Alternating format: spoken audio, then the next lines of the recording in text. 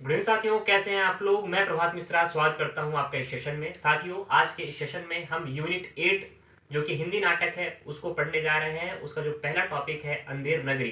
ठीक है, अंधेर नगरी जो है भारतेंदु हरिश्चंद्र द्वारा लिखित एक प्रहसन है। और इस सेशन में आपको 4 नंबर यानी कि आपके जो 2 क्वेश्चन हैं आपको इस सेशन के अंदर मिलेंगे। ठीक है, आप अपनी परीक्षा में देखेंगे तो 2 क्वेश्चन आपको इसी सेशन से मिल जाएंगे। और यह सेशन मुश्किल से 10 से 12 मिनट का होने वाला है। ठीक है, तो स्टार्ट करते हैं सेशन को। तो जैसे कि मैंने आपको बताया कि अंधेर नगरी किसके द्वारा लिखित है, आपका भारतेंदु हरिश्चंद्र जी के द्वारा लिखित है। ठीक है, और यह प्रकाशित कब हुआ, तो यह 1881 में प्रकाशित हुआ आपका अंधेर नगरी नाटक। तो यहीं से प्रश्न बनने की संभावना हो जाती है साथियों, बहुत ज्यादा इंपॉर्टेंट है आपका 1881 वाला। ठीक है, पूछा जाएगा कि अंधेर नगरी कब प्रकाशित होती है, कब होती है आपके 1881 में प्रकाशित होती है। यह भी पूछा जाता है कि अंधेर नगरी नाटक है या फिर प्रहसन है। तो ये क्या होता है आपका, ये प्रहसन है, क्योंकि इस नाटक का जो आकार है बहुत ही ज्यादा छोटा है। ठीक है, और यह जो है साथियों पूछा जाता है आपसे कि अंधेर नगरी कितने अंकों में विभाजित नाटक है। तो ये 6 अंकों में विभाजित नाटक है आपका अंधेर नगरी। ठीक है, इन 6 अंकों के नाम भी हम देखेंगे। तो ये दोनों ही चीजें बहुत ही ज्यादा इंपॉर्टेंट है। अंधेर नगरी के पात्र परिचय में आने से पहले थोड़ा सा अंधेर नगरी के विषय में देख लेते हैं, है ना, इसकी जानकारी ले लेते हैं कि अंधेर नगरी जो नाटक है साथियों, तो भारतेंदु हरिश्चंद्र जी के द्वारा एक ही दिन में लिखा गया था। और जिस दिन इसको लिखा गया उसी दिन इसको काशी के दशाश्वमेध घाट पर खेला गया। ठीक है, तो यह प्रश्न भी पूछा जाता है, इसलिए मैंने इसको लिख भी दिया है कि एक दिन में लिखा गया। किसके द्वारा लिखा गया, ये भारतेंदु हरिश्चंद्र जी के द्वारा। और काशी के दशाश्वमेध घाट पर ये खेला गया नाटक है। ठीक है, इसके 6 अंकों की बात करें तो ये 6 अंक में विभक्त है। जो पहला अंक है वो कौन सा आपका बाह्य प्रांत है साथियों। ठीक है, तो कैसे आता है यहाँ से, ये सही मिलान, ये सही जोड़ी में पूछा जाता है कि आपको 4 अंक दे दिए जाएंगे, है ना, पहला अंक, तीसरा अंक, चौथा अंक, 5वां अंक, 6ठा अंक। और उसमें सही जोड़ी मिलाने के लिए आ जाता है कि पहले अंक में कौन सी स्थान का उल्लेख है। तो पहले अंक में आपका बाह्य प्रांत का उल्लेख है साथियों। किसका उल्लेख है, बाह्य प्रांत का उल्लेख है। अगर दूसरे अंक की बात करें तो दूसरे अंक में आपके बाजार का उल्लेख है। और तीसरे अंक की अगर बात करें तो यह जंगल का उल्लेख यहाँ पर होता है। चौथे अंक में राजसभा का उल्लेख है। 5वें अंक में अरण्य, यानी कि यह जंगल ही है लेकिन इसको क्या कहा गया है, अरण्य कहा गया है। ठीक है, और जो 6ठा अंक है वो कौन सा है, शमशान है। कौन सा है, शमशान है। एक बार फिर इसके अंकों को देखने का प्रयास करते हैं। पहला अंक कौन सा है आपका, बाह्य प्रांत है। दूसरा अंक कौन सा है आपका, बाजार है। तीसरा अंक कौन सा है आपका, जंगल है। चौथा अंक कौन सा है आपका, राजसभा है। 5वां अंक कौन सा है आपका, अरण्य है। और 6ठा अंक कौन सा है आपका, शमशान है साथियों। कौन सा है, शमशान है। पात्र परिचय से भी नाटकों से बहुत ज्यादा प्रश्न पूछे जाते हैं, तो यहाँ पर मैंने पात्र परिचय लिख दिए हैं। जैसे पहला कौन सा आपका, महंत। ठीक है, दूसरा क्या है आपका, गोवर्धन दास। तीसरा क्या है आपका, नारायण दास। चौथा कबाब वाला, घासी राम, नारंगी वाला, हलवाई, कुंजड़िन, मुगल, पाचक वाला, मछली वाली, जात वाला ब्राह्मण, राजा, मंत्री, 2 नौकर। फिर आता है आपका फरियादी आता है। ठीक है, फिर कल्लू आता है, फिर कारीगर आता है, फिर चूने वाला है, फिर भिश्ती है, उसके बाद कसाई है, फिर गडेरिया है, उसके बाद 4 सिपाही और कोतवाल, फिर आपका माली आता है, और फिर कौन आता है आपका, बनिया आता है।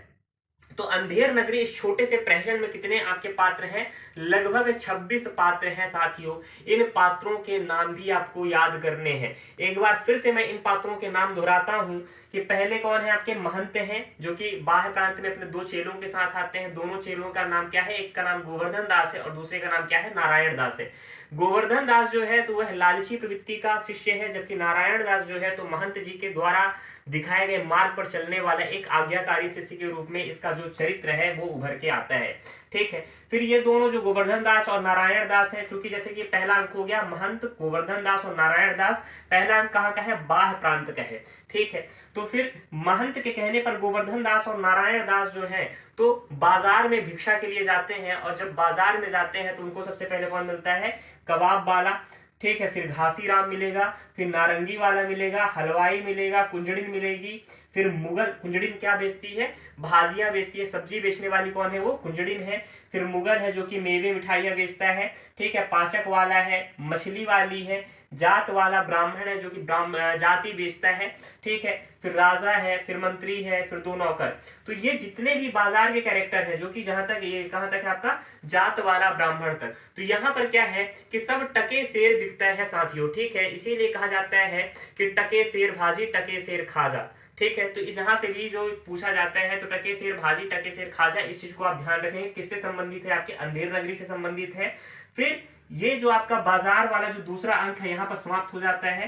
तीसरे अंक में क्या होगा कि जब यहाँ से ये भिक्षा लेके वापस जाते हैं, अपने महंत से मिलते हैं, ठीक है, तो महंत से जब कहाँ मिलेंगे, ये जंगल में मिलते हैं दोनों जो शिष्य हैं, और जो जंगल में जब ये दोनों शिष्य मिलेंगे उससे महंत से, तो महंत को अपनी अपनी भिक्षा बताएंगे कि गुरुदेव ये तो बहुत ही अच्छी जगह है, यहाँ पर तो सब टके शेर ही बिकता है, ठीक है, तो मैं तो यहीं रहूंगा, ऐसा गोवर्धन दास का कहना है।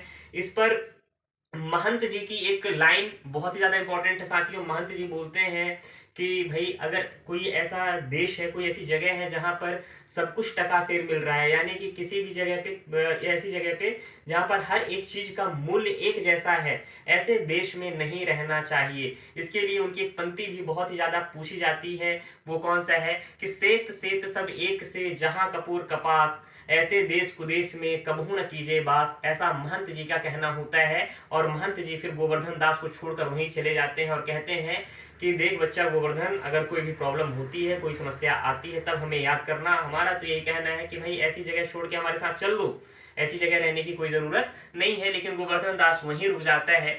ऐसी स्थिति में फिर राज्यसभा का जो चौथा जो आपका अंक है उसकी शुरुआत होती है, और राज्यसभा में एक फरियादी आता है, चूंकि यहाँ का जो राजा है एक नंबर का पागल आदमी है, ठीक है, उसको कुछ समझ में नहीं आता, उसको सुनाई कुछ देता है, करता कुछ और है, ठीक है। तो उस राज्यसभा का कुछ राज्यसभा में एक फरियादी आएगा, फरियादी अपने दीवार गिरने की बात करता है ना।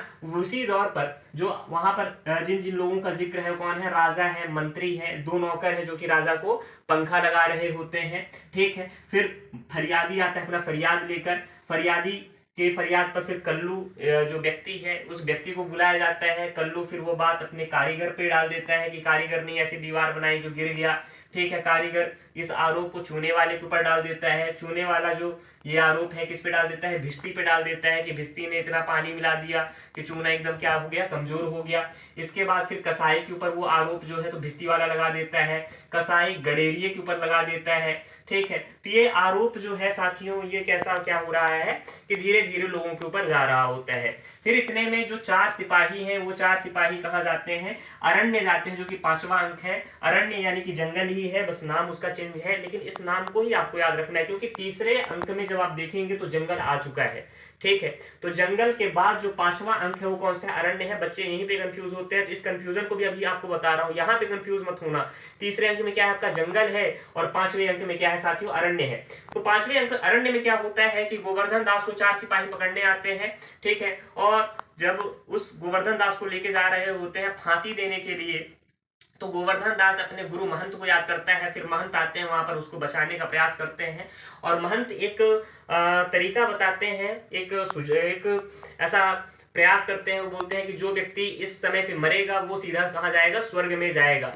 तो स्वर्ग जाने की लालसा में सब आपस में लड़ने लगते हैं। फिर राजा जो है, तो राजा कहता है कि भाई मैं स्वर्ग में जाऊंगा, इसलिए फांसी मुझे लगनी चाहिए, ऐसे शुभ समय में मैं ही फांसी पे चढ़ूंगा। और वह क्या होता है, फांसी पे चढ़कर सीधा स्वर्ग या नर्क, उसको जहां जाना है वो चला जाता है। यह एक प्रकार का उपदेशात्मक प्रहसन है। तत्कालीन समय में उस समय की जो अंग्रेजी सत्ता थी उस पर एक करारा व्यंग है, ठीक है। इस चीज को भी आपको ध्यान रखना है ना। तो 4 सिपाही के बाद कोतवाल आया, कोतवाल के बाद माली आता है, बनिया, ये सब कोई कौन है साथियों, ये सारे के सारे जो हैं आपके अंधेर नगरी के पात्र हैं, ठीक है। ये सेशन आपके लिए बहुत ही ज्यादा महत्वपूर्ण है, चाहे वो यूजीसी नेट हो या फिर मध्य प्रदेश लोक सेवा आयोग द्वारा आयोजित की जाने वाली राज्य पात्रता परीक्षा यानी कि सेट। यहां से 4 नंबर हर हाल में आपके कंफर्म होंगे। इस सेशन को पूरी तरह से देखें, बार बार इसको आप चाहे स्पीड बढ़ा के देखें 1.5 में, 1.75 जितनी आपकी क्षमता है, ठीक है।